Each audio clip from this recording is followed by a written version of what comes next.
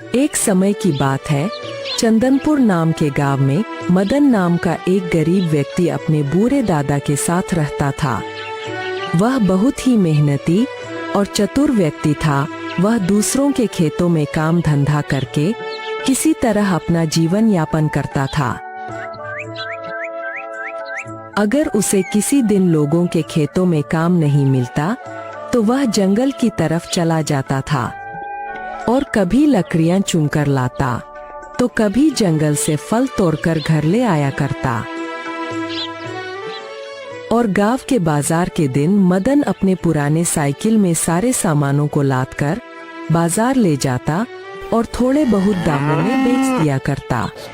अरे भाई केले ले लो, आओ आओ जल्दी आओ, केले ले लो, मात्र 15 रुपए दर्जन। साथ ही साथ ताजा ताजा आम भी ले लो, मात्र 20 रुपए किलो, मात्र 20 रुपए किलो।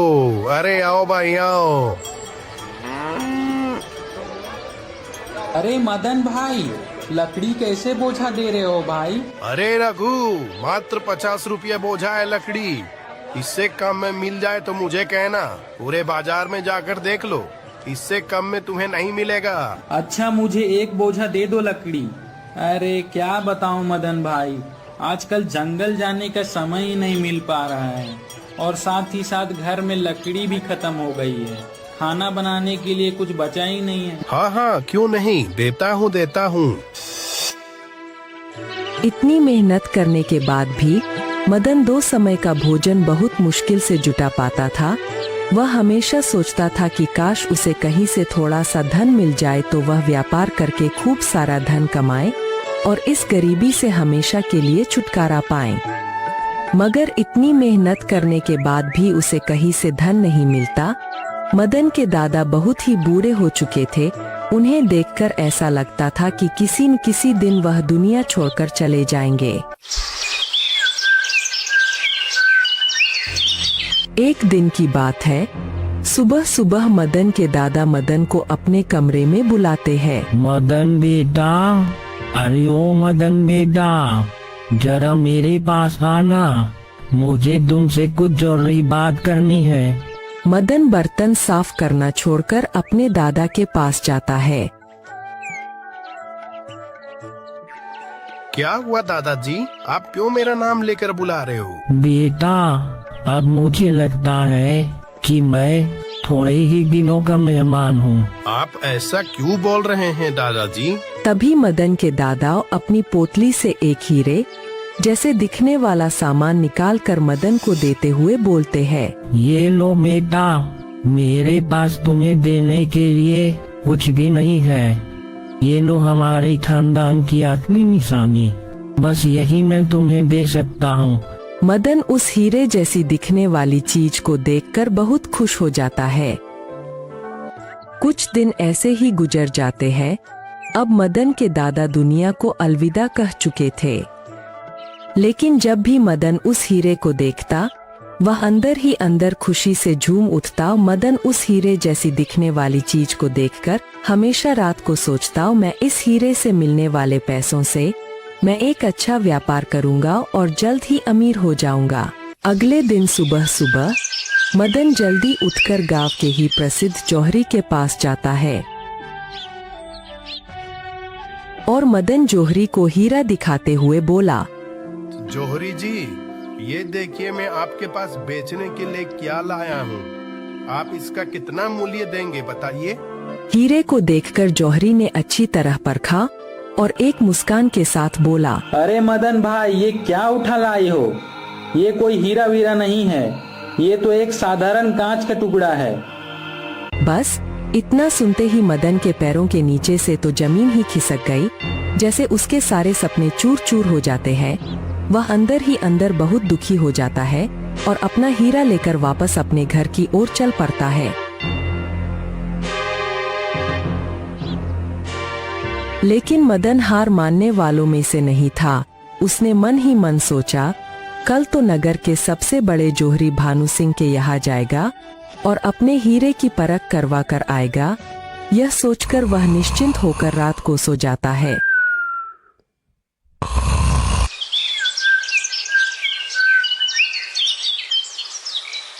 अगली सुबह मदन नगर के रास्ते के लिए कुछ जलपान का व्यवस्था करके नगर की ओर निकल पड़ता है।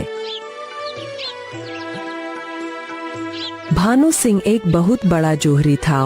उसके पास देश विदेश से राजा महाराजा, मंत्री, सेनापति के साथ ही साथ बड़े बड़े जमींदार उसके दुकान में खरीदारी करने आते थे। मदन पूरे 50 किलोमीटर का रास्ता तय करने के बाद आखिरकार नगर पहुंच ही जाता है। मदन नगर के बाजार से होते हुए भानु सिंह के दुकान की तलाश करते हुए आगे बढ़ता है। कुछ दूर चलने के बाद मदन भानु सिंह के दुकान पर जाता है। प्रणाम महोदय, मैं आपके यहाँ बहुत दूर से ये हीरा लेकर आया हूँ। बताइए आप इसका कितना मूल्य देंगे? यह कहकर मदन हीरे को जौहरी को दे देता है। उसे देखते ही भानु सिंह तेज आवाज में बोलता है, क्या बात है, आपने मुझे पागल समझ रखा है क्या? हैं? यह पत्थर का टुकड़ा उठा लाए और मुझे हीरा बताकर पागल बना रहे हो? मेरे पास इतना फालतू चीजों के लिए समय नहीं है। महोदय, आप अपना हीरा लीजिए और यहाँ से कृपया चले जाएं। मदन ने बनावटी आश्रय व्यक्त करते हुए कहा, क्या पत्थर का टुकड़ा? नहीं नहीं, ऐसा नहीं हो सकता। यह तो हमारे खानदान की निशानी है। यह तो खानदानी हीरा है जो मेरे दादा को उनके परदादा ने दिया था। दादा के जाने से पहले वो मेरे को यह हीरा सौंप कर गए।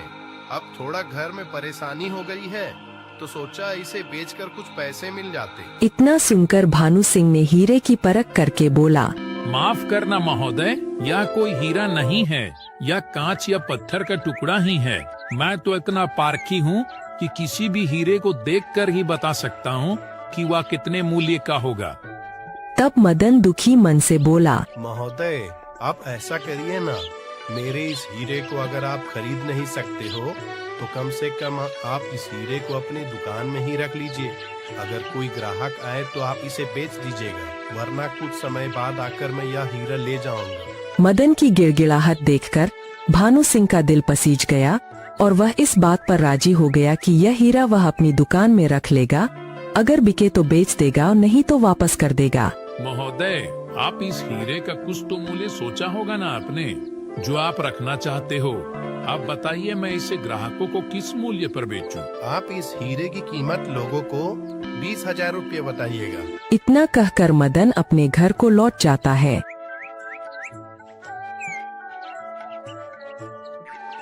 भानु सिंह अपना नाम खराब नहीं करना चाहता था, इसलिए वह उस हीरे को किसी को भी बेचने के लिए नहीं दिखाता था।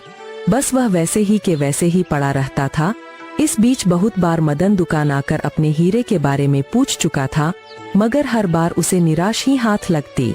एक दिन भानु सिंह के यहाँ एक व्यक्ति आया और उसने खुद का परिचय देते हुए कहा, प्रणाम महोदय, मैं पड़ोस के राज्य हस्तिनापुर के राजा हरि सिंह का सेवक हूँ। राजा हरि सिंह अपनी राजकुमारी को उपहार में देने के लिए एक हार चाहते हैं जिसमें एक हीरे का पेंडल पड़ा हो। यह सुनते ही भानु सिंह उसे तरह तरह के हीरे दिखाने लगा।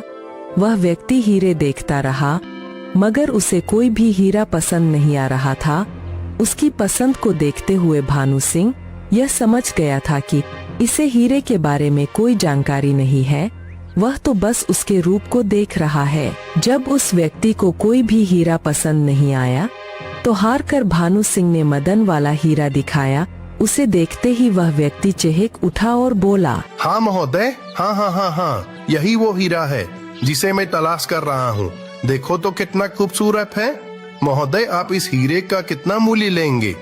भानु सिंह ने मन ही मन सोचा, 20,000 रुपये तो मदन ही मांग रहा है, क्यों ना मैं इसकी कीमत 40,000 रुपये बताऊं, तो 20,000 मदन को देकर 20,000 का मैं भी लाभ कमा सकूंगा।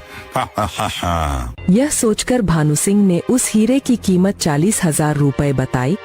तब वह व्यक्ति बोला, महोदय, मैं इतनी धनराशि लेकर तो नहीं आया हूँ, पर इस समय मेरे पास 5,000 रुपये हैं। आप यह 5,000 रुपये जमा करके सौदा पक्का कर दीजिए। मैं जल्द ही और रुपए लेकर आऊंगा और ये हीरा ले जाऊंगा। अगर मैं वापस नहीं आऊं तो आप मेरे रुपये जब्त कर सकते हैं। यह सुनकर भानु सिंह सोचने लगा, उसका तो हर हाल में फायदा है। अगर हीरा बिकता है तो 20,000 उसे मिल जाएंगे और अगर यह व्यक्ति वापस नहीं भी लेने आया तो 5,000 तो मिल ही रहे हैं।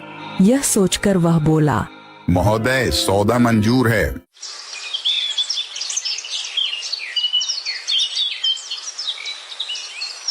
इस घटना के 2 दिन बाद मदन आया और भानु सिंह से अपनी हीरे के बारे में पूछने लगा। महोदय क्या मेरा हीरा बिका या नहीं? अभी तो नहीं बिका है भाई। महोदय आप मेरा हीरा वापस कर दें, क्योंकि मैंने सुना है एक व्यापारी किसी हीरे की तलाश में इधर उधर भटक रहा है।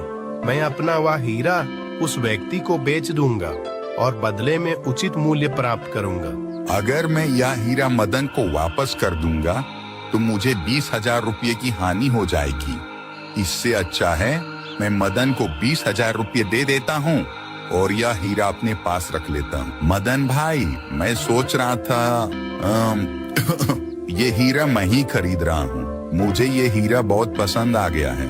मैं इसे अपनी दुकान में रखना चाहता हूँ। ये लो तुम्हारे 20,000 रुपये। मदन 20,000 रुपये लेकर वापस अपने गांव चला गया।